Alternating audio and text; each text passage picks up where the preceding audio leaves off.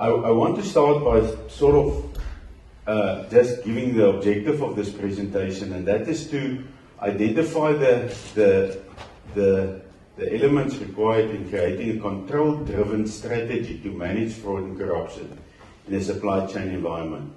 Now, I don't really like talking too much about the fraud and stuff that happens, because we sort of get overexposed to that. I mean, you read in the papers and so on as well, but one sort of need to understand what is the typical abuses so that one can understand how to address those abuses.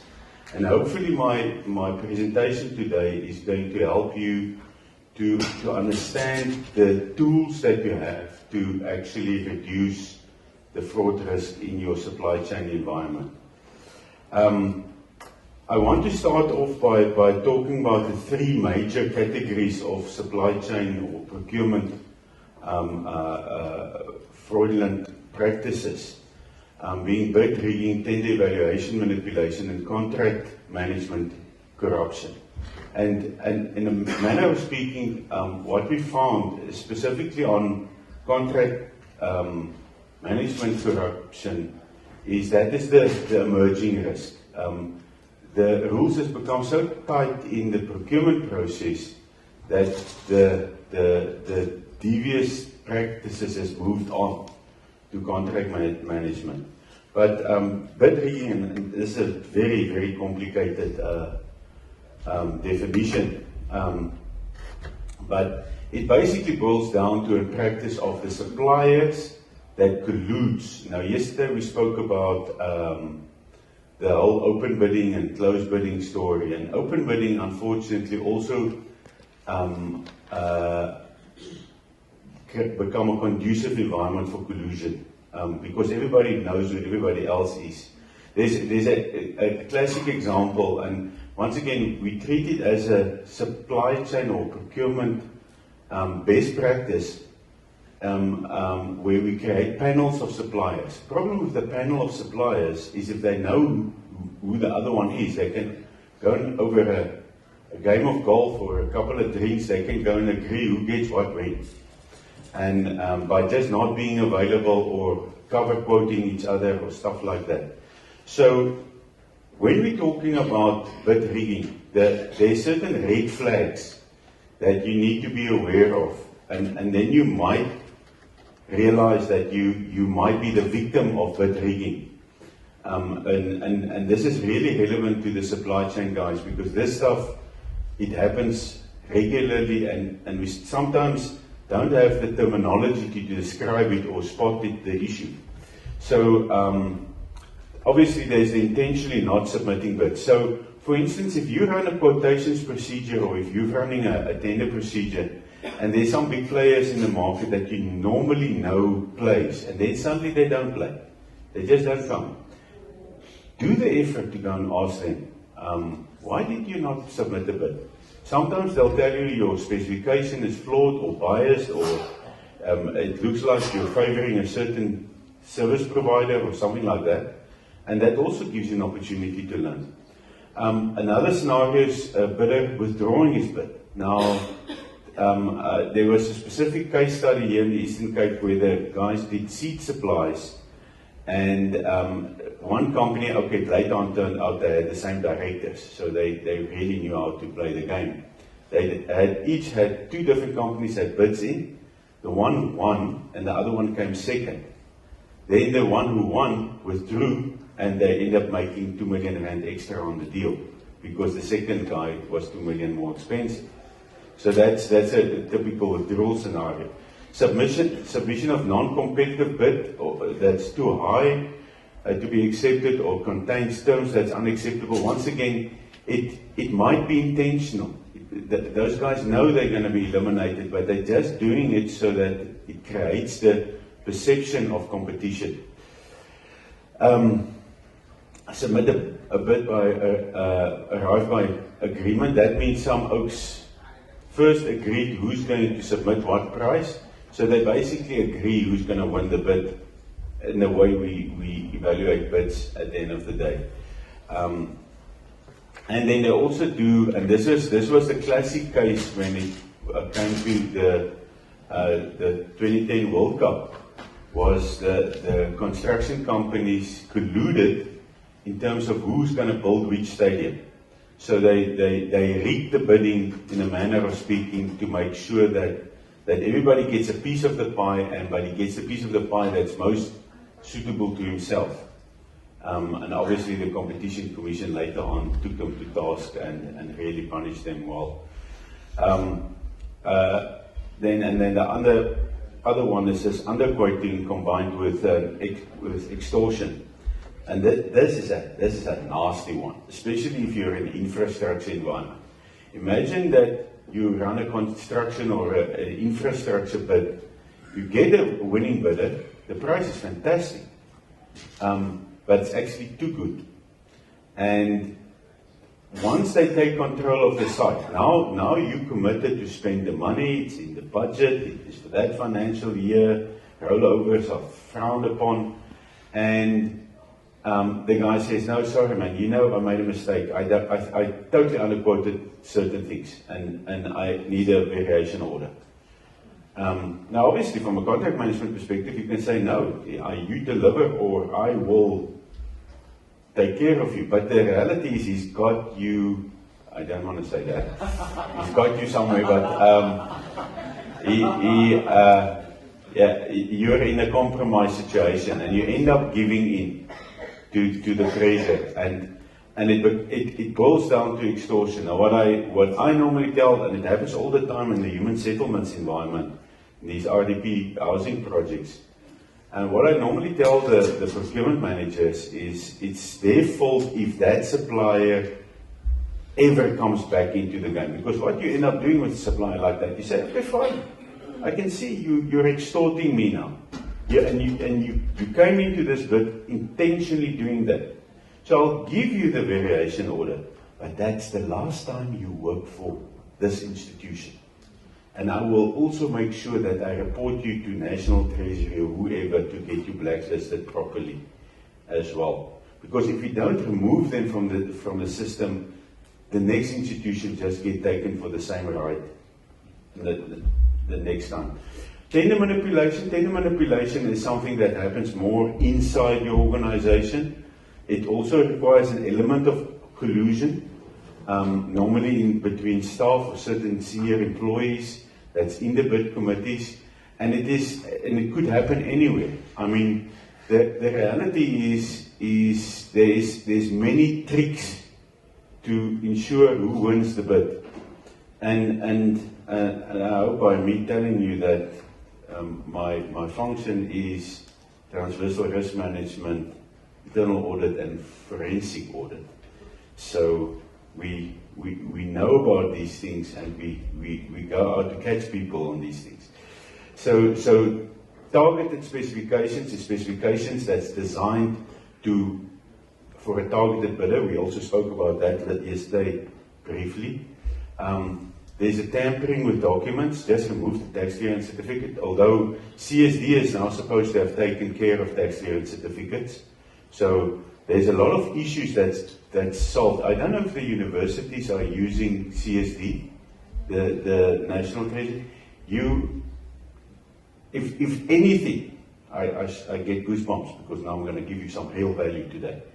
If anything, subscribe to the National Treasury Supplier Database. This thing has got validations built in all over. It checks against bank, it checks against SARS, it checks against CIPC.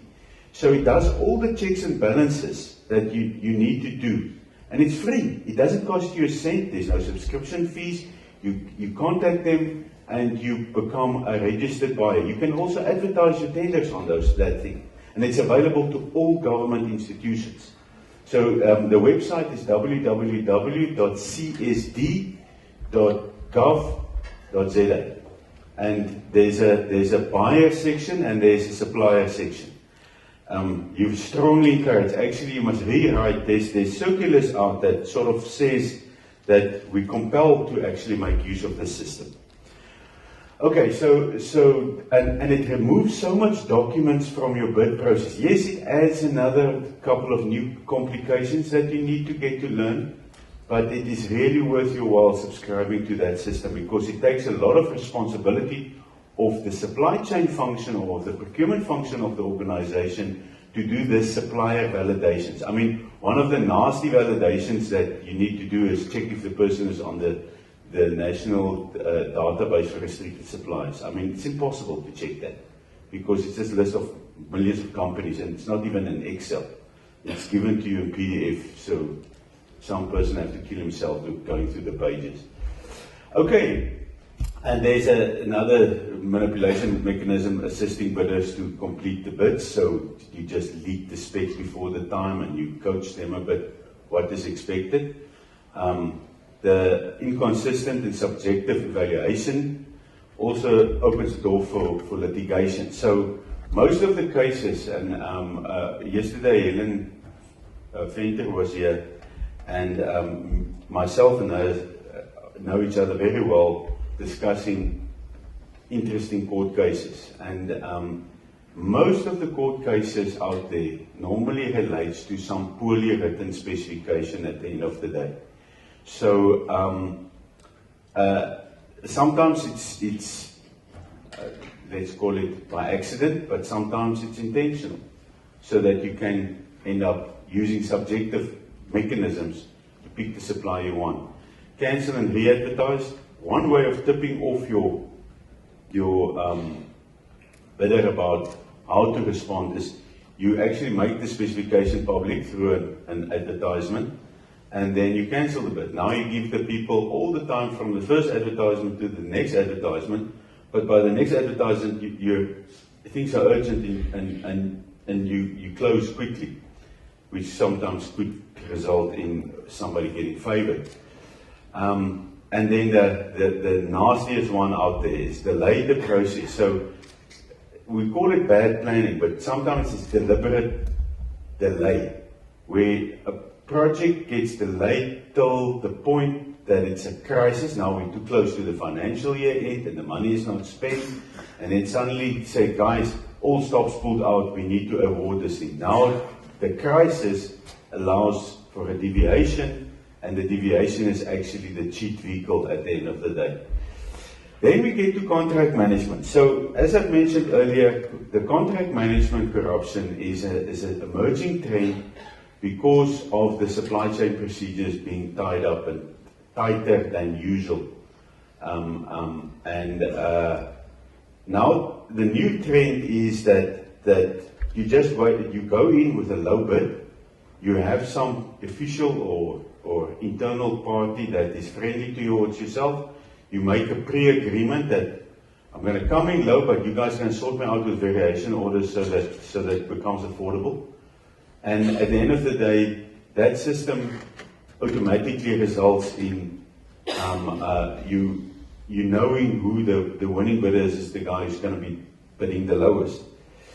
Okay, so the contract management corruption, the types of corruption we talk about there is what we refer to as fiscal dumping, which is a prepayments.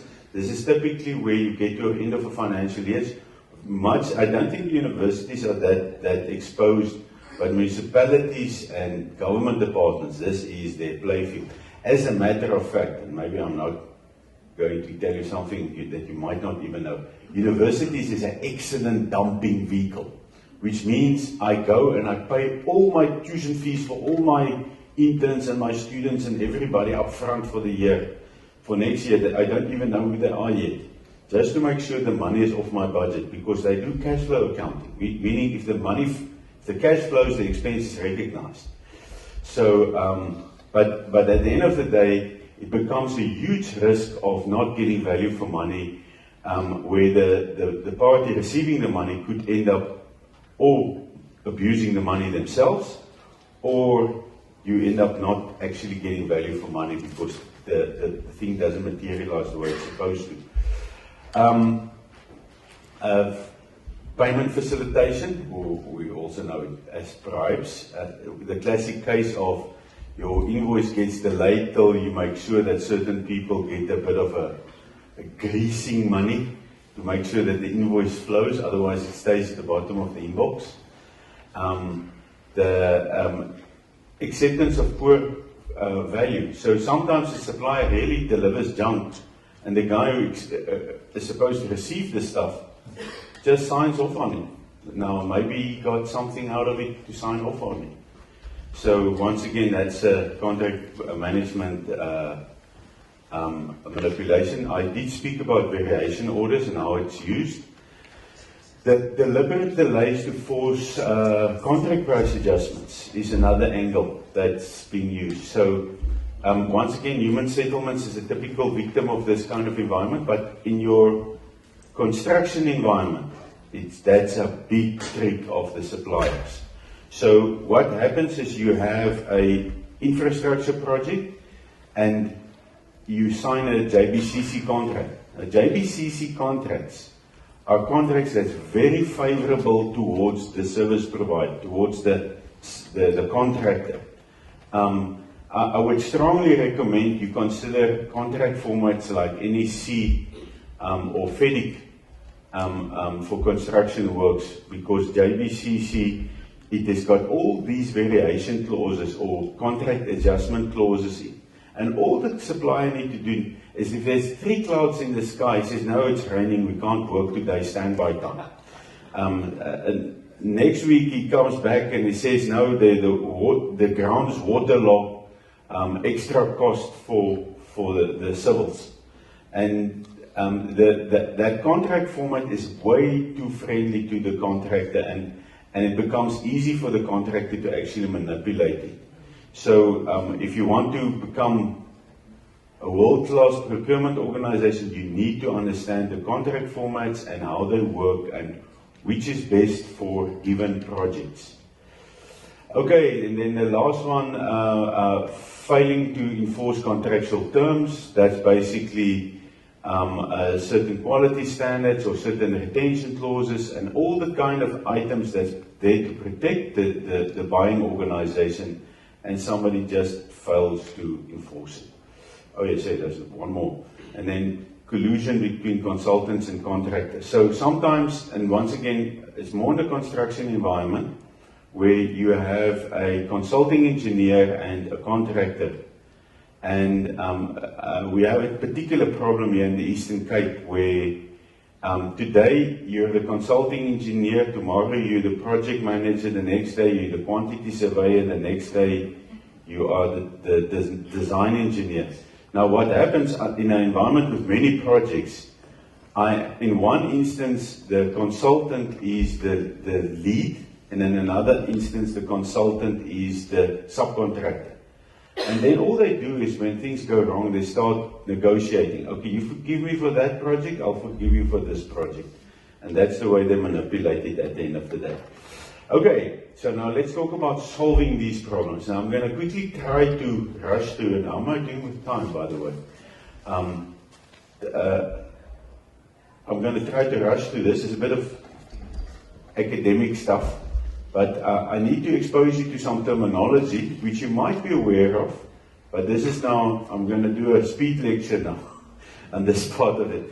And we're going to talk about risk management. Now, what is risk management?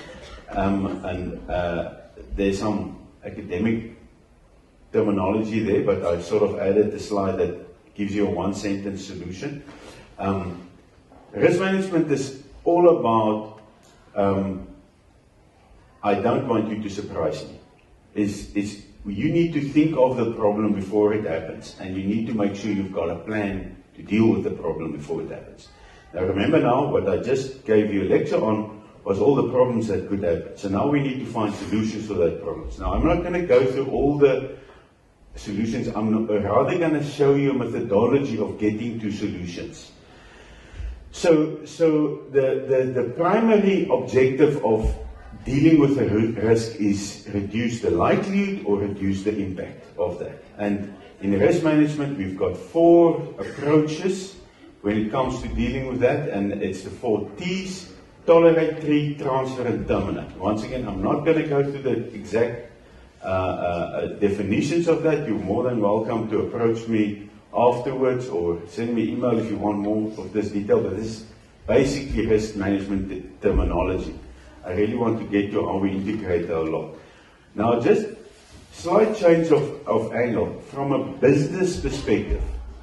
In a business environment, we talk about controls.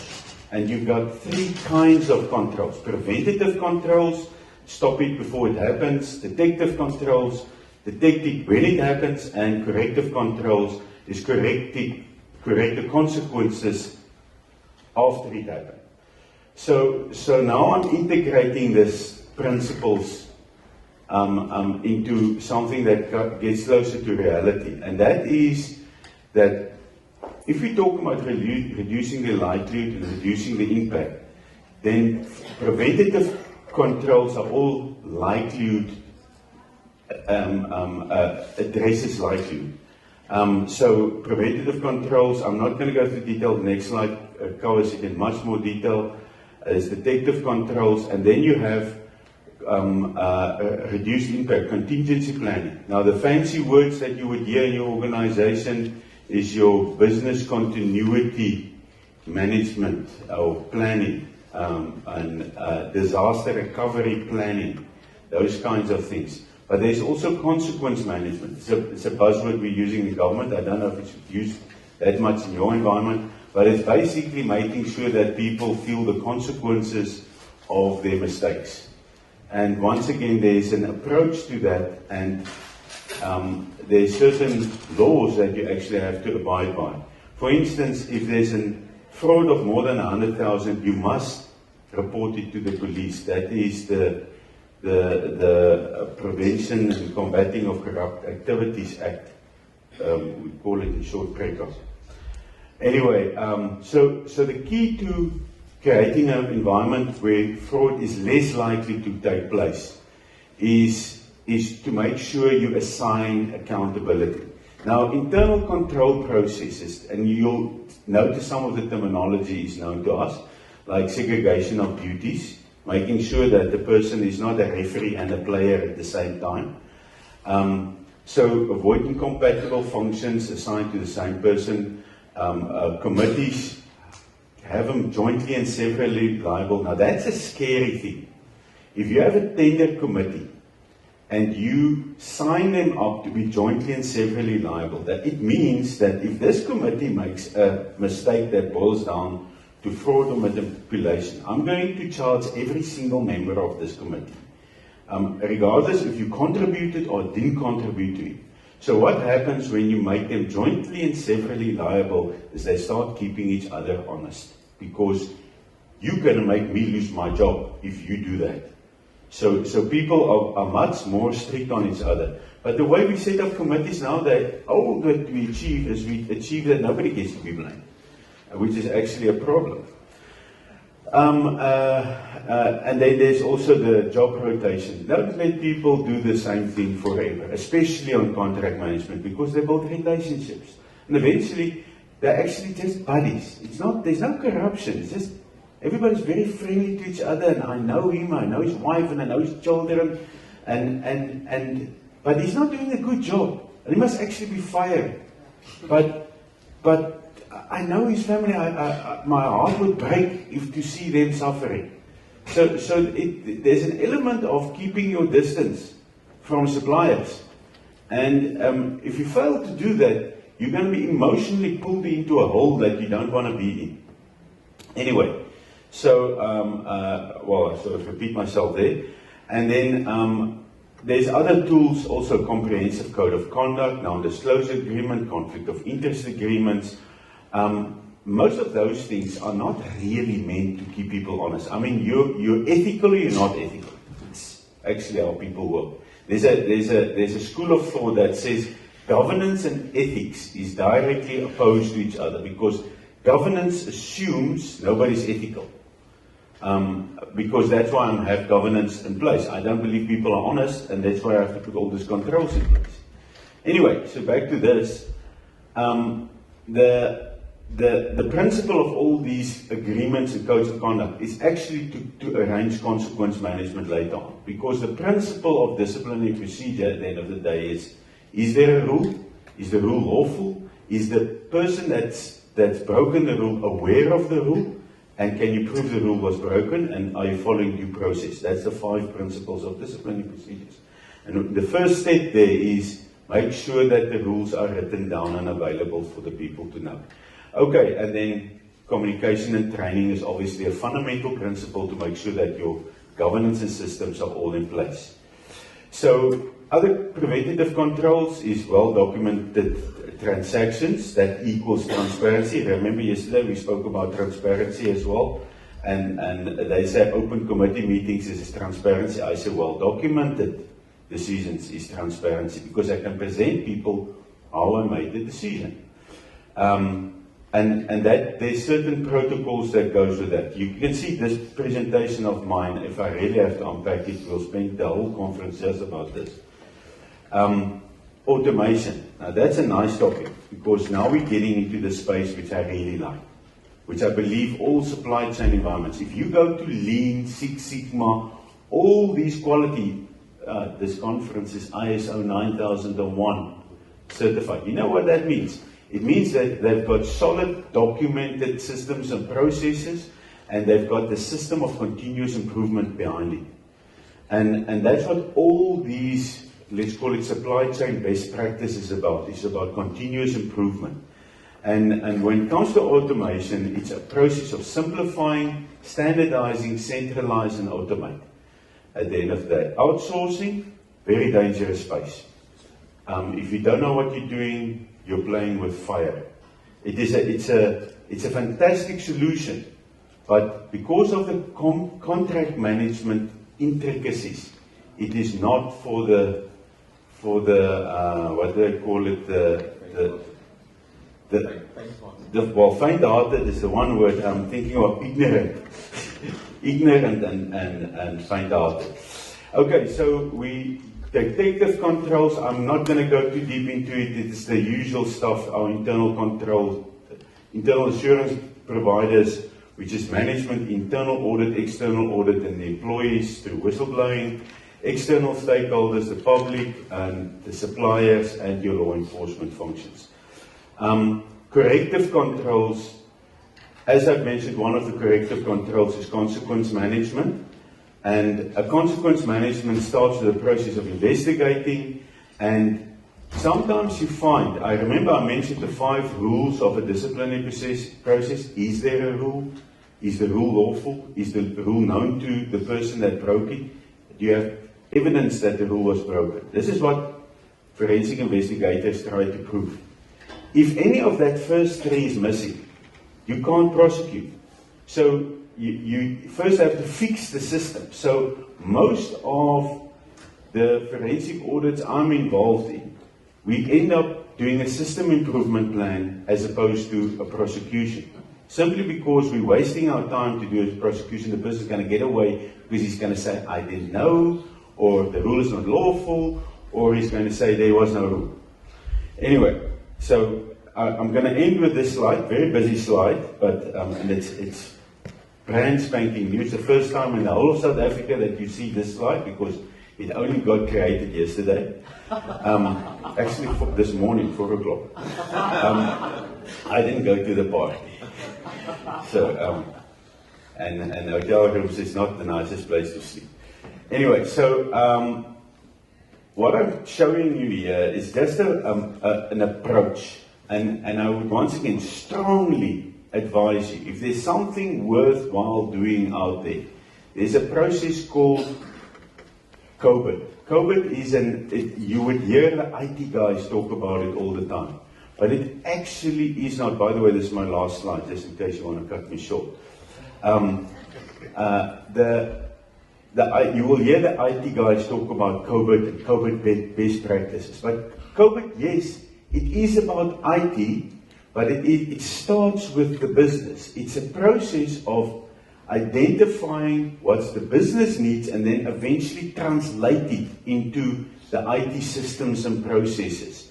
And it almost says that, for instance, one of the things that really makes me angry is if a department comes to me and they say, no, we've got a solution to this missing documents problem of ours. We got the service provider, they're selling us a document management solution. And I say, but wait now, if your paper system doesn't work, What is the root causes for it work? Well, it's not electronic, we can't scan the documents.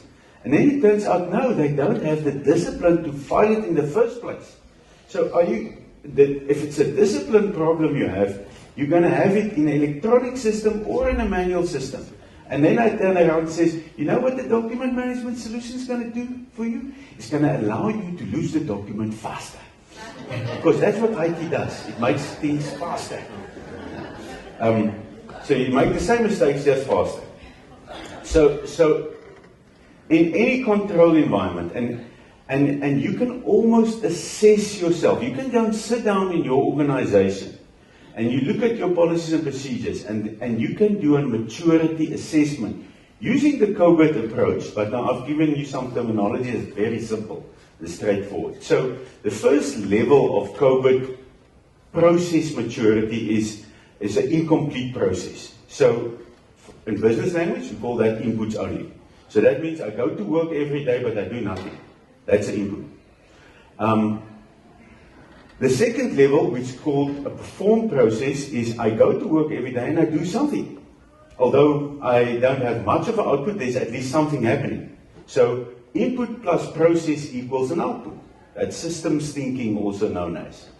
The next level, which is now called a managed process, is I've got input, a process, and preventative control. So there's some steps in place that make sure that I do what I'm supposed to do. And that gives me a managed output.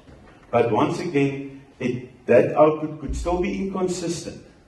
So the next level of maturity is I have inputs plus process plus preventative controls plus norms and standards. Now I'm saying, what am I trying to achieve? What is the absolute minimum I need to do? How much, for argument's sake, how much quotes must I get? Now, that's a norm. If I say a minimum of 3 quotes, that's a norm or a standard. And so you can add norms and standards. That becomes an expected outcome. Now at least I've got the elements to say this is what's supposed to happen. But you must know, there's things goes wrong. So I need to sort of have a mechanism to see what's going wrong. That's my detective controls. So once my detective controls is in place, I'm at the maturity level 4, which says I now have a predictable process. A predictable process is now we're starting to talk ISO 9002 language, quality. So quality, the definition of quality is not, I always make the joke that which one is a better quality car, Toyota Corolla or BMW 320i for Sheshe? And a lot of people say, no, the BMW is much more expensive. No, you're perceiving it's more expensive. It's just a higher standard car. Actually, it's a lower quality car because it breaks more. Because there's so much stuff on it that breaks. So quality, the definition of quality, and if you learn nothing today, you're going to learn what quality is. Definition of quality is consistently meeting the standards. And that's what we, at process level 4. But what we really want to achieve, and this is the ultimate outcome, this is what supply chain is seeking as a profession, and what this Lean Six Sigma and all these other ISO standards are trying to achieve. We're trying to achieve continuous improvement or optimization. And optimization can only be achieved through one thing and one thing only. There need to be a step right at the end of your process that double checks that everything that goes wrong gets corrected. And that is your corrective control. So all of those process steps with corrective controls puts you on the cycle of continuous improvement. You've heard of learning organizations? It's not when everybody goes to conferences or courses. It is actually an organization that learns from its mistakes. And that's continuous improvement. So that's basically where I end. So back to our topic. When it comes to corruption, the reality is you're dealing with a snake. He's constantly moving and he's constantly trying to get into another hole into your systems and processes. The only way of stopping corruption is you can have the best system today in the world. Tomorrow the crooks has got another way of getting in, and they will rip you off again. Is a system that is constantly learning, a system that's constantly figuring out what goes wrong, and every time a hole appears, plug the hole. Continuous improvement. Thank you very much.